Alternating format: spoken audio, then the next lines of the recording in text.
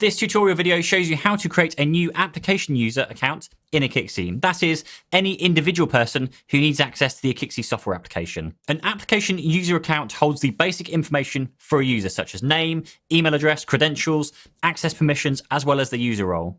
It's worth mentioning here that an application user account must be created first before any role-based permissions can be assigned to the individual. You'll need administration permissions on your own account in order to create new users, so if you have these permissions applied, you are ready to get started. Start by signing in with an administrator account, dropping down the top left hamburger menu, clicking on the administration option, selecting application users, and clicking add.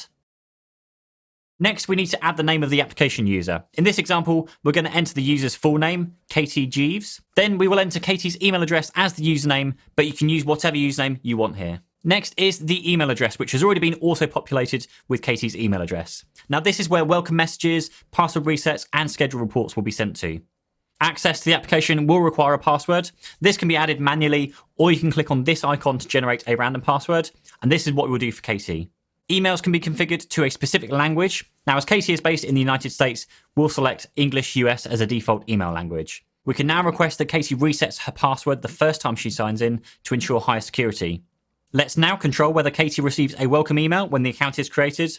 Welcome emails contain all of the details a user needs to sign in. In some cases, for example, if bespoke reports need to be created for a new reporting user, it may be worth waiting until the new reports are ready before sending out the welcome email.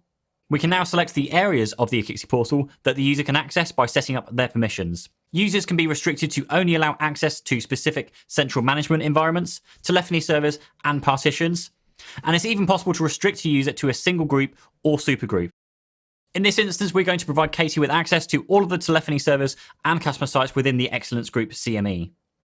At this point, you can now set the user's role or save the application user account for later configuration by clicking the Save button. Check out our follow-on video tutorials, which will guide you through the process of allocating a specific role for your user, such as reporting user or administrator. Links will be in the description. See you in the next one. Bye-bye.